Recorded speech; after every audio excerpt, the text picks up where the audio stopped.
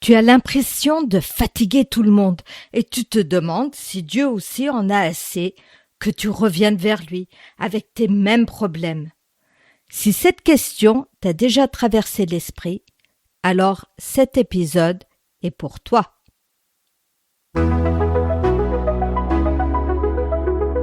J'étais heureuse, puis je me suis mariée et tout a changé. Bienvenue sur mon podcast Briser les chaînes. Ce podcast est pour vous si vous êtes chrétienne et malgré cela malheureuse. Vous n'avez plus de joie. Vous voulez retrouver cette joie. Je crois que cette peur ne sort pas de nulle part. Nous vivons dans une culture où l'on peut être annulé pour une erreur, une parole ou une prise de position. À force de voir cela autour de nous, tu peux finir par croire que Dieu fonctionne de la même manière. Qu'un jour, lui aussi dira « Cette fois, c'est trop. Tu m'as déçu une fois de trop. » Pourtant, la Bible nous révèle un Dieu radicalement différent. Peut-être qu'au fond, tu n'oses même plus tout dire à Dieu. Tu te dis « Je devrais être plus avancé. Je devrais avoir plus de foi. Je ne devrais plus lutter avec les mêmes choses. » Si c'est ton cas, j'aimerais que nous brisions ensemble une chaîne très discrète, mais très lourde à porter. La peur de fatiguer Dieu. Mais alors, est-ce qu'on peut vraiment fatiguer Dieu? Est-ce qu'à force de revenir avec les mêmes problèmes, les mêmes peurs, parfois les mêmes chutes, sa compassion envers nous peut finir par s'épuiser? Parce qu'après tout, la patience humaine, elle, a des limites. Alors, qu'est-ce qui nous prouve que Dieu est différent? Eh bien, pour répondre à cette question, j'aimerais t'emmener dans un passage de la Bible qui est très connu et qui se trouve en Lamentations au chapitre 3, les versets 21 à 23. Voici ce que je veux repasser en mon cœur, ce qui me donnera de l'espérance. Les bontés de l'Éternel ne sont pas épuisées, ses compassions ne sont pas à leur terme. Elles se renouvellent chaque matin. Oh, que ta fidélité est grande! Et ce que j'aime dans ce passage, c'est qu'il n'a pas été écrit par quelqu'un confortablement installé dans son canapé, en train de nous dire « Mais Dieu est bon, voyons !» Non. Jérémie se trouve au milieu des ruines de Jérusalem. Le peuple subit les conséquences de son rejet de Dieu. Mais Jérémie, lui, n'a pas rejeté Dieu. Et pourtant, il souffre aussi.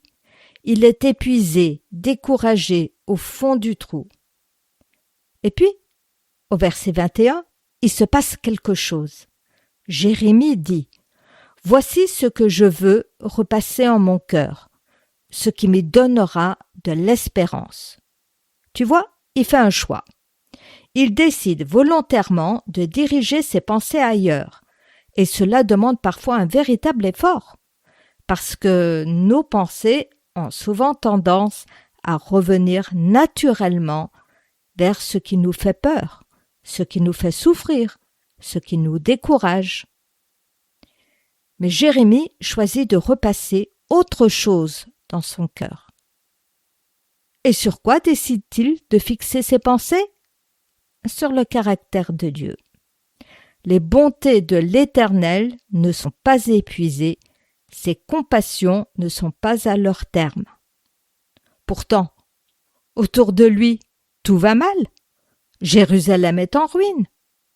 Humainement, il pourrait penser « Dieu en a assez de nous, c'est fini, il nous a abandonnés. » Mais non.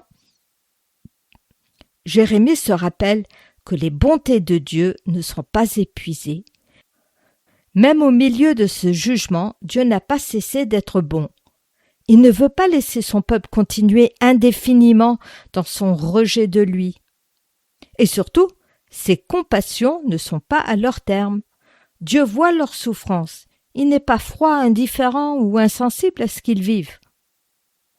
Puis Jérémie ajoute qu'elle se renouvelle chaque matin. Chaque matin, le soleil se lève encore. Chaque matin, il respire encore. Chaque nouveau jour porte encore la marque de la bonté et de la compassion de Dieu. Et finalement, Jérémie s'écrie « Oh, que ta fidélité est grande !» Tu vois ce qui s'est passé? Les circonstances n'ont pas changé, Jérusalem est toujours en ruine, mais Jérémie a tourné ses pensées vers Dieu, et lorsqu'il regarde de nouveau au caractère de Dieu, il retrouve une raison d'espérer.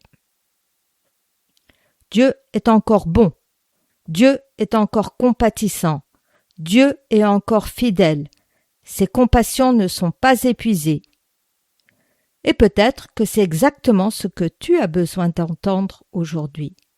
Dieu n'est pas arrivé à bout de sa compassion envers toi. Je vais faire une courte pause pour te parler d'une ressource qui pourrait t'encourager et je te retrouve juste après. Ce podcast vous intéresse? Alors peut-être que mon livre « Et si la joie était encore possible ?» Retrouver la joie en Dieu quand la vie fait mal vous intéresserait certainement. Vous pourrez l'acheter sur Amazon ou alors sur mon site cultiverlajoieendieu.com/boutique. Tu sais, il y a des mots, des situations ou des souvenirs qui, chez moi, appuient sur un bouton. Aujourd'hui, on parlerait de déclencheur. En quelques secondes, je peux me retrouver à ruminer, à revoir des scènes, laisser mes pensées tourner en boucle. Et si je n'y prends pas garde, cela peut m'accompagner toute la journée. À ce moment-là, j'ai un choix à faire. Est-ce que je vais continuer à nourrir ces pensées? Ou est-ce que je vais faire comme Jérémie et choisir de repasser dans mon cœur les bontés et les compassions de Dieu? Je ne te dis pas que c'est facile, c'est un vrai combat. Mais j'ai expérimenté une chose. Lorsque je décide de tourner de nouveau mes pensées vers Dieu, il vient souvent m'apporter sa paix. Petit à petit, il chasse ces pensées qui m'entraînent vers le découragement. Et parfois, je n'y arrive pas. Parfois, je reste dans mes ruminations. Je me laisse entraîner. Je sais ce que je devrais faire, mais je ne le fais pas. À ce moment-là, la honte arrive très vite. Elle me souffle. Tu vois, tu n'as pas encore réussi. Dieu doit être déçu de toi. Tu devrais arrêter de revenir toujours avec les mêmes combats. Mais la Bible nous enseigne exactement le contraire. La honte nous pousse à nous cacher. La grâce nous invite à nous approcher. C'est là qu'un autre passage me bouleverse. Il se trouve dans Hébreux au chapitre 4, versets 15 et 16. Car nous n'avons pas un souverain sacrificateur qui ne puisse compatir à nos faiblesses. Au contraire, il a été tenté comme nous en toutes choses, sans commettre de péché. Approchons-nous donc avec assurance du trône de la grâce afin d'obtenir miséricorde et de trouver grâce pour être secourus dans nos besoins. Ce verset nous dit que Jésus comprend nos faiblesses. Il a été tenté en toutes choses, comme nous, sans jamais pécher. Et c'est précisément pour cette raison que nous pouvons nous approcher avec assurance du trône de la grâce. Remarque bien ce que le texte ne dit pas. Il ne dit pas « approche-toi quand tu auras repris le dessus ». Il dit « approche-toi avec assurance ». Pourquoi?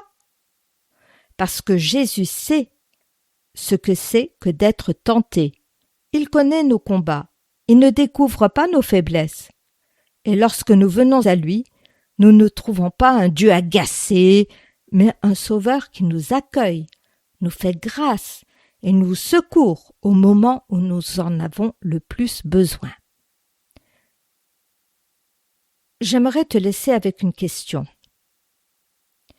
Si tu étais vraiment convaincu que Dieu ne se lasse jamais de toi, qu'est-ce que cela changerait dans ta manière de prier, dans ta manière de revenir vers lui après une chute, et dans ta manière de vivre cette journée? Je vais prier. Seigneur, merci parce que tu es un Dieu qui nous aime. Merci parce que tu es bon envers nous et que tes compassions ne s'épuisent jamais. Merci d'avoir ouvert ce chemin vers le trône de la grâce, en mourant sur la croix et en ressuscitant, non seulement pour nous sauver de nos péchés, mais aussi pour nous secourir chaque jour dans nos luttes et nos épreuves. Je te prie pour cette femme qui écoute cet épisode. Aide-la à croire que tu ne te lasses jamais d'elle. Donne-lui le courage de s'approcher de toi avec confiance, même lorsqu'elle a l'impression d'avoir encore échoué. Qu'elle découvre toujours davantage ton cœur rempli de grâce, de compassion et de fidélité. Au nom de Jésus, Amen. Si tu as une question que tu aimerais que j'aborde dans un prochain épisode, ou simplement envie de me laisser un commentaire, tu peux me contacter sur cultiverlajoieendieu.com/contact. Je te souhaite une très belle semaine, à jeudi prochain et d'ici là, n'oublie pas, la honte nous pousse à nous cacher, mais la grâce nous invite à nous approcher.